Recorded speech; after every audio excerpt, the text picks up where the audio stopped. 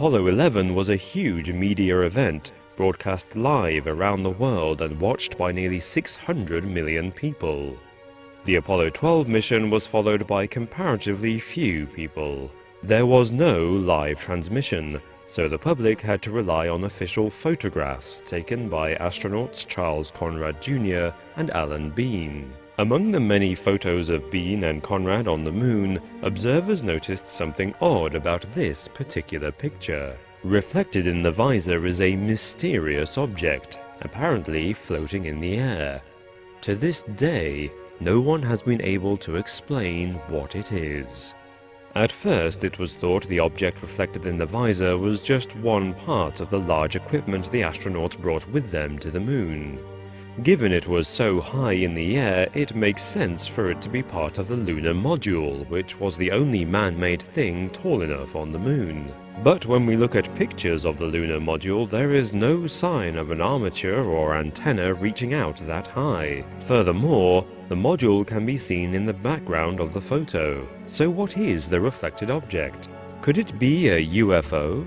If it were, conspiracy theorists have chosen not to add this photo to the list of evidence towards a NASA cover-up of UFO sightings. In fact, there is surprisingly little evidence connecting Apollo missions to UFOs. There is a controversial transcript of a transmission from Armstrong and Aldrin on Apollo 11 in which they describe seeing a UFO outside their craft, but there is little else besides. Even Edgar Mitchell, the sixth man to walk on the moon and a fervent believer in alien UFOs, said in 2014 that he had never seen a UFO. If the conspiracy community at large and leading campaigners for UFO disclosure do not believe the mysterious object was a UFO, then it must be something else. If you look closely at the photo, you can see the object has a cuboidal body with three blade-like parts protruding from it. This closely resembles a Fresnel light with barn doors attached, commonly used in TV studios. Furthermore, in other images it is clear that shadows are not cast at the same angle, despite there being only one light source on the moon, the sun. It is odd that even in deep shadow, the astronauts are clearly visible. More photographic evidence from the Apollo 15 mission shows the same background in two different photos. According to NASA, these pictures were taken several kilometers apart. And in this famous image from the Apollo 11 mission, this rock appears to be a prop, marked with the letter C. Given all these discrepancies, it seems more likely that there is a backdrop in the footage and photographs of the moon landings. The astronauts were pictured on a black and white set with Fresnel lights to counteract the overpowering strength of the key light, that is, a large spotlight standing in for the sun. The mountains on the horizon aren't really kilometers away, it's a trick of perspective. Rather conveniently, Alan Bean accidentally pointed his camera at the sun when they first landed, so there was no live broadcast or recorded footage of his time on the moon. Photos like this were the only proof of his trip. And this reflection seems to prove it didn't really happen. The possibility of the moon landings being a hoax was first raised by Bill Kaysing in 1976. Kaysing identified yet more photographic oddities. For instance, there is clearly no blast crater under the lunar module in photos from any of the missions. There is also a complete absence of stars in all the photos. And there are waves in the flags, despite there being no wind on the moon. However, science and NASA disagree with conspiracy theorists. NASA says the waves in the flags are just creases from the way they were stored on the long journey. The lack of blast craters is to be expected in a low-gravity environment like the moon. The module's thrusters aren't very powerful because they don't need to be. It is akin to how the pavement doesn't crack when you jump up and down. Nevertheless, you can see some discoloration of the surface where the thruster scorched the rock. It is also expected that the Moon's horizon would look similar from two places several kilometers apart. The Moon is so small that its horizon is twice as close to the viewer as it is on Earth. It also doesn't have an atmosphere containing dust and fog, so distances are very difficult to judge on the Moon's surface. Consequently, you would have to travel very far to get a new perspective on the same range of moon hills. There are no stars in the background because the sun's glare is too bright for them to shine through. It's the same reason that we can't see stars on Earth during the day. The shadows cast by different objects are at different angles because the objects themselves were at different angles, and the surface of the Moon is uneven. If the different angled shadows were because of multiple studio lights, there would be multiple shadows for each object too. And the original photograph of the prop rock shows that there is no sea. Instead, NASA says that a hair or other particle got on the photo during the process of reproducing the picture for mass distribution. But NASA still hasn't explained that strange reflection in the visor. The best they have offered is a blanket excuse that every smudge, mark or peculiar shape on their photos is just a blemish picked up through handling. Ultimately, it is a matter of whether you take NASA at its word or choose to believe your own eyes.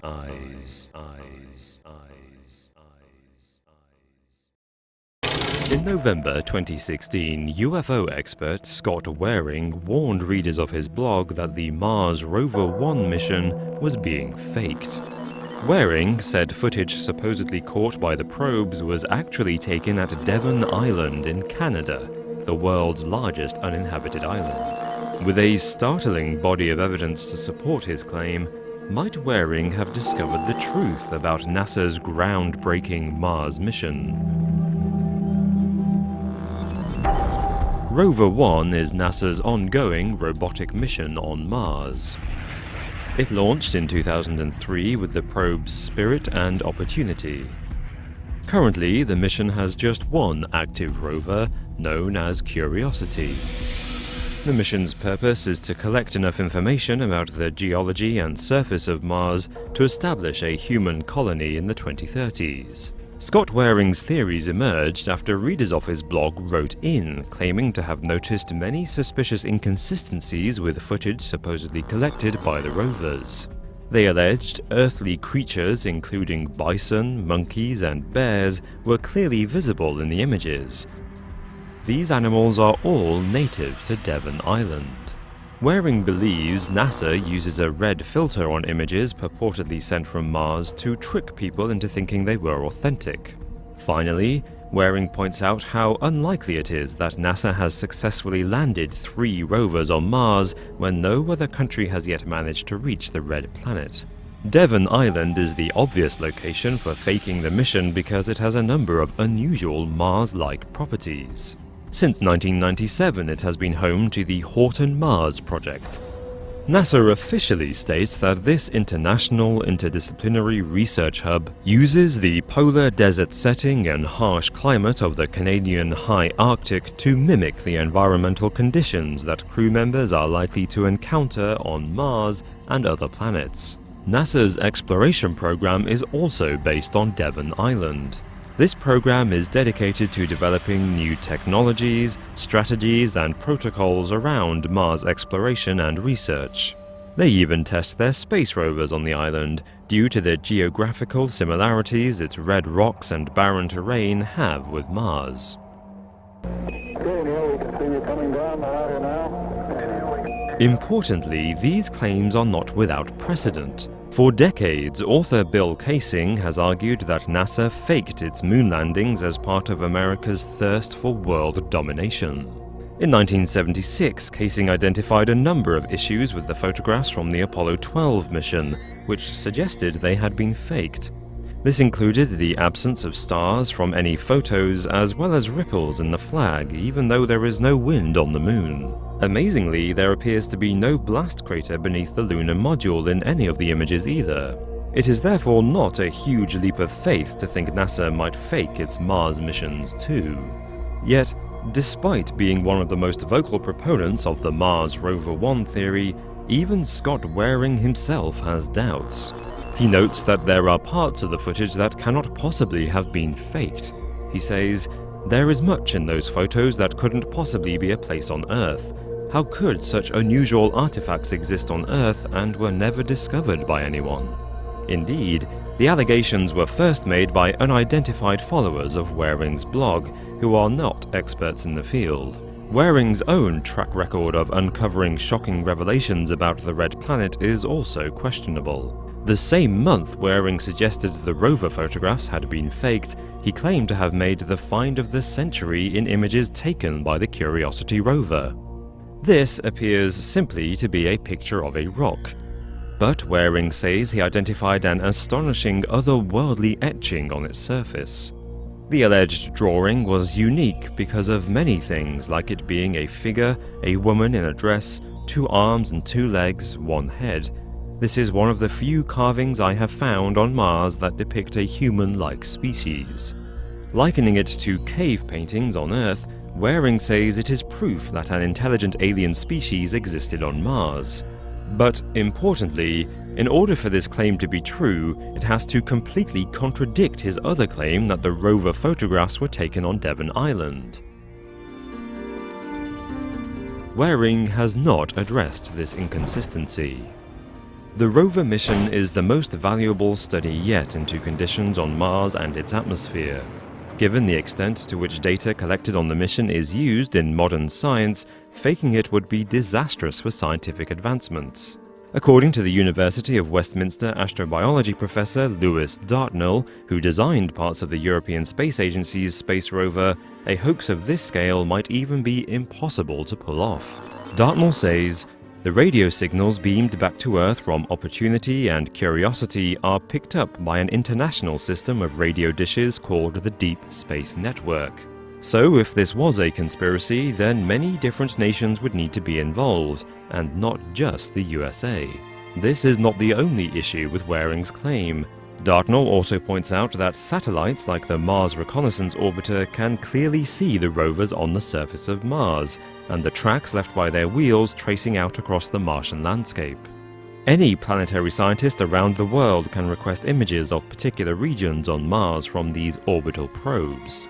Like the moon landings, the extraordinary nature of Rover 1's interplanetary space travel has given rise to allegations that they must have been faked. However, in both cases, the evidence comes from amateur sleuths poring over photos for proof of fakery.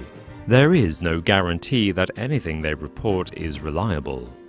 Nevertheless, the physical similarities between Devon Island and images from the rover probes are suspicious, given it is already used as a NASA research base. However, the extent to which the rovers are making huge breakthroughs in modern science suggests these similarities are nothing sinister. Scientists can observe the rover's activity on Mars and say the scale of the project means it could not be faked. Remarkably then, the Rover 1 project might really be the first breathtaking step towards human habitation on Mars.